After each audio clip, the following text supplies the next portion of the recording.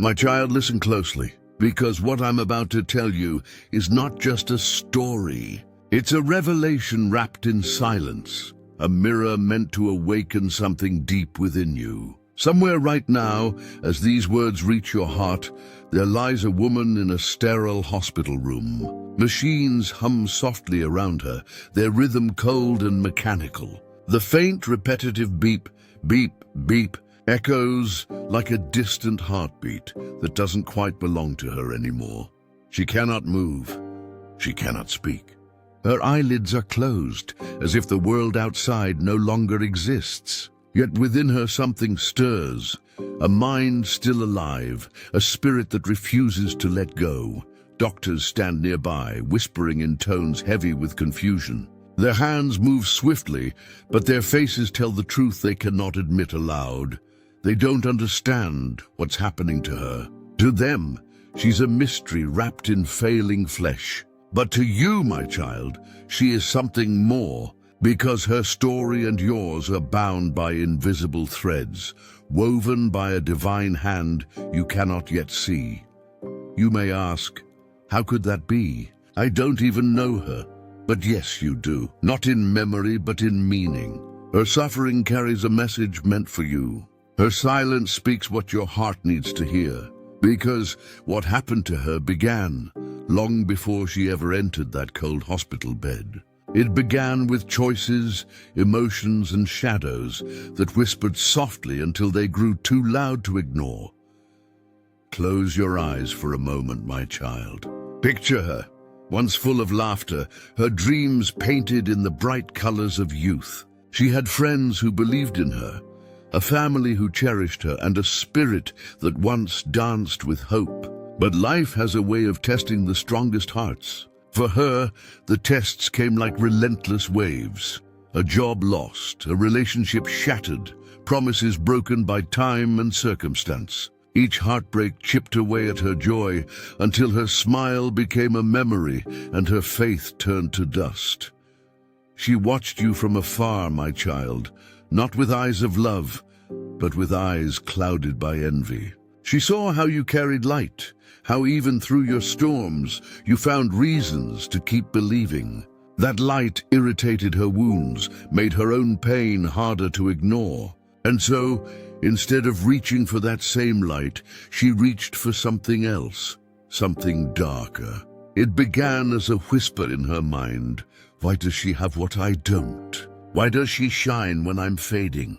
Those whispers grew stronger, shaping her heart into something unfamiliar. It was on a night when the world was too still, when silence pressed against the walls like unseen hands. The air hung heavy, filled with unspoken emotions. A single candle flickered in her small room, casting long shadows that seemed to breathe and move. Her eyes burned with desperate purpose. In that moment, she wasn't thinking clearly. She was consumed by the thought of taking back control, of reclaiming something she believed was stolen from her. But my child, power gained through pain always demands a price. On that night, she sought out something forbidden. Not prayer, not faith, but an ancient practice whispered about in the corners of despair. She had found an old book, one that seemed to appear out of nowhere. Its cover worn, its words strange yet familiar. The moment she touched it, a chill ran through her body. She should have walked away, but she didn't. The promise of power was louder than her conscience. She began collecting fragments of you, things small but deeply personal. A scarf you'd once worn, still carrying your scent. A photograph where your eyes glowed with hope. And finally, your name, written on parchment, glimmering faintly as though it resisted the ink itself. She didn't know that your name was already protected, sealed under grace she could never comprehend. She believed these items would give her control, that they would let her take what she felt she'd lost. She arranged them carefully before the candlelight, her trembling hands forming symbols she didn't understand. The flame flickered higher as she whispered words from that ancient book, words not meant for mortal tongues. They were old, heavy, and alive. The air thickened, the walls seemed to close in, and the shadows stretched unnaturally. But she didn't stop. She believed she was commanding something that would bend to her will. She thought she could shape destiny itself. But destiny, my child, belongs to no one but the divine. Then it happened. The flame shivered once, then vanished, swallowed as though it had never existed. A cold wind swept through the room, though every window was closed. The mirror before her cracked with a sound like thunder, splintering her reflection into two halves, one of light, one of darkness. The very air trembled. Her heart pounded in terror, yet her feet were rooted where she stood. The shadows that once danced now crawled toward her, alive with something ancient and furious. In that moment, she realized she wasn't in control. She wasn't the master of this power.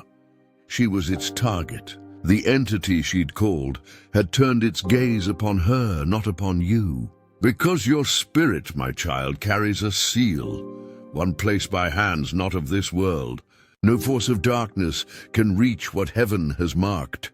Her body trembled as the air turned sharp, slicing through her like invisible blades. She tried to speak, to undo the words, but her voice dissolved into the silence. The presence that filled the room did not speak. It didn't need to. The truth was written across her very soul. Touch not my chosen, and do my servants no harm. That truth was a wall she could not cross. The power she had unleashed recoiled back toward her like a storm, wrapping around her in unseen chains. The shadows swirled violently, but they couldn't touch what bore your name. Your photograph fell to the ground, untouched, glowing faintly in the dark. The scarf landed beside it, light as air, safe, pure, unharmed. When it was over, she stood trembling in darkness, staring at the ruins of her own reflection. The mirror remained cracked. The candle remained dead. The silence that followed was not peace. It was warning. The weight she had summoned did not leave empty-handed. It left something inside her, a mark, a presence, an unseen curse that waited quietly for its time to grow. And that, my child, was the beginning of her fall, and the beginning of your revelation. My child, the night after that forbidden ritual, the world outside her window looked the same, quiet streets, the soft hum of life going on. But inside her room, something had changed forever. The air felt heavier, almost alive. She couldn't name it, but she could feel it in the spaces between breaths, in the stillness between heartbeats. Though the shadows no longer moved, their presence clung to her, unseen yet suffocating. She told herself it was over, that nothing had really happened. It was just fear, she whispered, forcing a shaky laugh. Just my imagination. But deep down, she knew something had entered with her invitation, something she could not send away. That night, as she lay in bed, she could not sleep. Every time she closed her eyes, she saw flashes of the ritual. The cracked mirror, the extinguished candle, the image of your picture falling to the floor. Her body trembled, though the air was warm. She turned over, clutching her blanket tight, trying to chase away the memories, but her heart beat faster and faster, as if something unseen was watching her, and it was. The darkness she'd called had not left. It had simply changed form. It lingered quietly within her, waiting. It was not a shadow you could see. It was guilt, regret, fear, all woven together into something alive. The seed had been planted, my child, and though she didn't yet see it, it was already growing. The next morning, the sun streamed through her curtains, golden and bright, but it brought no warmth. She got out of bed slowly, her body feeling heavier than usual, as if gravity itself had doubled. The world seemed dulled, colors faded, sounds muted. The laughter of people outside no longer stirred joy in her. It irritated her, echoing mockery she could not escape. Days passed, and that weight inside her grew stronger. It started small, a whisper at the edge of her thoughts. You made a mistake. Then another. There's no way back now. She tried to drown them out with music, with chatter, with work, but the whispers always returned. They followed her into her sleep, into her waking hours, curling around her like fog. At first, she tried to rationalize it. Stress, exhaustion, maybe guilt. But the truth was deeper. She had opened a spiritual wound, and the darkness fed on her denial. Her reflection began to unsettle her. When she looked into the mirror, she saw something faintly wrong. Her eyes looked hollow, as if they carried stories she couldn't remember. She turned the mirrors around, avoided them altogether, but the reflection lived on in her dreams. Each night, she dreamed of you, my child. You stood in the light, calm, untouchable. The same photograph she once stole came alive in her mind. You smiled, but your eyes were not judgmental. They were kind. That kindness pierced her deeper than any curse could. It reminded her of what she had lost, of who she used to be, before resentment claimed her heart. The whispers turned into visions. Shadows began to move again, not in her room, but in her mind. A faint shape in the corner of her eye, a chill across her shoulder when no one was there. At first she brushed it off as imagination, but then came the cold touch, the faint pressure of invisible fingers against her skin. The air grew sharp, heavy, alive with something she could neither see nor explain.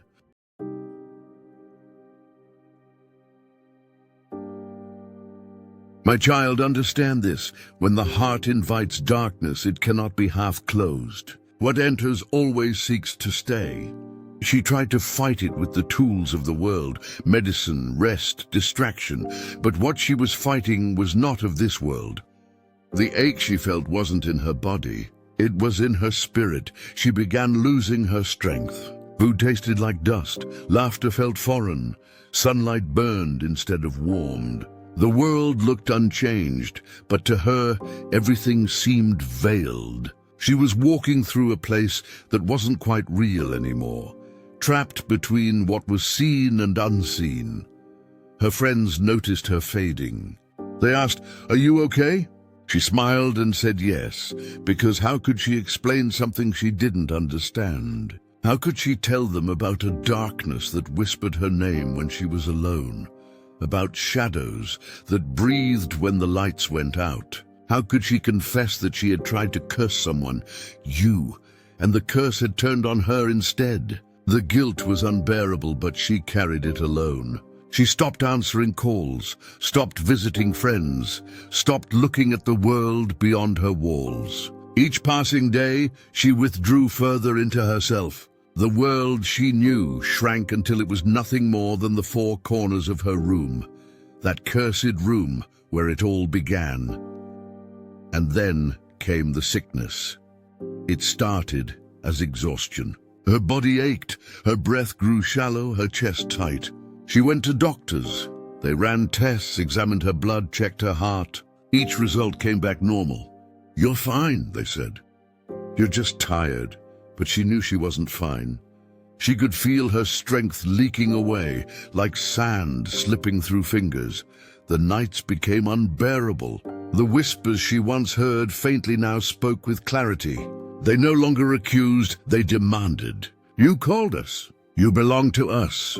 Her body trembled, her pulse quickened, her voice failed. She tried to pray, but her prayers felt empty, bouncing off unseen walls. Every "God help me" sounded hollow, as though it was swallowed by a void. My child, her soul was crying, but she didn't know how to reach for mercy. Because shame builds walls thicker than steel, and fear locks every door. She was drowning, not in water, but in her own silence. One night she woke gasping, her lungs on fire, her body paralyzed. The air grew icy as her reflection appeared faintly in the dark mirror she had turned away. Her reflection moved first. Her lips parted, but she didn't speak. Her reflection did. It smiled faintly, not cruelly, but knowingly, as if to say, "Now you see." She screamed inside, but her voice made no sound. The presence she had invited years ago had now taken root, and she realized what she had truly done. Not a ritual for revenge, but a binding for destruction. She had cursed herself. When the morning came, she could barely stand. Her body trembled uncontrollably. She collapsed on the cold floor, the scarf and picture still lying where she had dropped them long ago. Her family found her there, lifeless but breathing, her eyes open yet empty. And that is how, my child, she came to lie in that hospital bed you saw in your heart's vision. The machines breathe for her now. The doctors call it a mystery, but you and I know better. What's consuming her is not illness. It's the weight of a soul entangled with what it called forth. But this is not just her story, my child. This is where your purpose begins. For what binds her spirit to yours was not meant to destroy. It was meant to awaken something divine within you. The question is, will you answer that call? My child, as that woman lay motionless in the sterile hospital room, the world around her kept spinning, but inside her, time had stopped. Her body was still, her lips unmoving, yet her mind was awake in a world between life and eternity. She could hear everything. The rhythmic hum of machines, the soft weeping of her family, the murmured prayers of doctors who could not understand. They spoke of rare conditions, of failures they couldn't diagnose, of symptoms that made no sense. But none of them saw the truth. The battle wasn't in her body, it was in her spirit. Inside her, two forces wrestled. One was the darkness she had called years ago, now bound to her like a shadow that refused to let go. The other was light, faint but stubborn, a light that came not from her, but from the one she had once tried to harm. From you, my child. In her silent prison, she began to see visions. Memories played like broken film reels. The night of the ritual, the flickering candle, the ancient book, the cracked mirror. But woven between those memories were images of you. Your face, your name, your light. She didn't see anger in those visions, only calm, only peace. And that peace broke her more than any punishment ever could. She realized, lying there in silence, that your spirit had never been touched. The curse she sent toward you had shattered before it reached your life, as though it struck an invisible wall of light. You were protected, my child, guarded not by luck but by promise. When she spoke your name that night, the heavens moved. For your name is written in the light of divine covenant, shielded by grace that cannot be stolen or broken. The force she called had turned against her not out of cruelty, but out of justice. When it found it could not reach you, it turned to the one who summoned it. It saw her jealousy, her bitterness, her rebellion, and those things became its doorway. The darkness always feeds on what resembles it.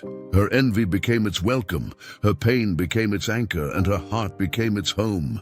But you, my child, your light repelled it. When her curse spoke your name, the voice of heaven answered louder, "This one is mine." The same moment she uttered the final words of her ritual, your guardian stirred. The divine presence around you flared, unseen but powerful. Every weapon formed against you shattered before it even came close. That's why, though you never saw the battle, your spirit felt the tremor. Remember those nights when you couldn't sleep for no reason, when your heart raced as if sensing something unseen? You felt it then, not the attack but the protection, because you, my child, are not ordinary. You are chosen. The enemy can whisper, can threaten, can plot, but he cannot prevail. Every force sent toward you bends backward. Every shadow that rises against you ends up bowing before the light that surrounds you. As that woman lay bound by the weight of her own choices, the divine began to work quietly, not in wrath, but in mercy. For even when we fall, the hand of grace still reaches. The same light that protected you began to shine faintly in her darkness, offering her something she never expected: forgiveness. At first, she resisted.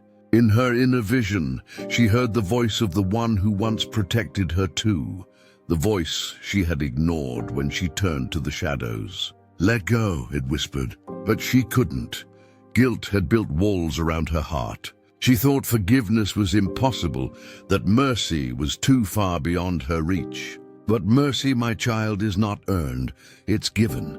Days turned into weeks, and her family prayed beside her. Their tears touched heaven, and heaven listened. Slowly, faintly, something inside her began to change. The whispers of darkness grew weaker, as if afraid. Her spirit, though trapped in silence, began to stir with remembrance of light, of warmth, of hope. And you, though you did not know, were part of that mercy. Your name became her turning point. Each time the doctors spoke it, each time her family mentioned you, a tremor moved through her spirit. It wasn't pain this time, it was cleansing. The curse that had once chained her began to break link by link, my child. That's the mystery of divine protection. What comes to harm you often becomes the path to someone else's redemption. Your shield became her mirror. Your peace became her lesson, and yet you too were being shaped through this unseen connection. You began to feel an unexplainable compassion, a sudden urge to pray for those who hurt you, to forgive without reason, to let go without closure. You thought it was just kindness, but it was the Spirit moving through you, teaching you divine empathy, the kind that turns pain into purpose. Because, my child, every time you forgive, heaven shifts. Every time you release what tried to break you, you disarm the power that darkness thought it held. That's why your heart still shines after all the storms, why peace follows you even when others fall apart. It's not weakness, it's divine inheritance. In the unseen realm, the woman's spirit trembled. She saw now what she had never believed, that the same God she defied was still near. Her soul cried for mercy, though her lips could not move. And in that silent cry, heaven answered. The darkness within her began to unravel, not all at once, but piece by piece, until all that was left was exhaustion and regret. And though her body still lay still, her spirit had begun its journey back toward the light. My child, remember this. When others aim harm at you, it never reaches. It returns to its sender, not because you wish them pain, but because light cannot coexist with darkness. That's why I tell you, do not curse those who curse you. Pray for them. Your prayer can heal what judgment cannot. The woman's suffering was not meant to destroy. It became her awakening. And your protection was not just for your sake. It became her proof that grace is stronger than guilt.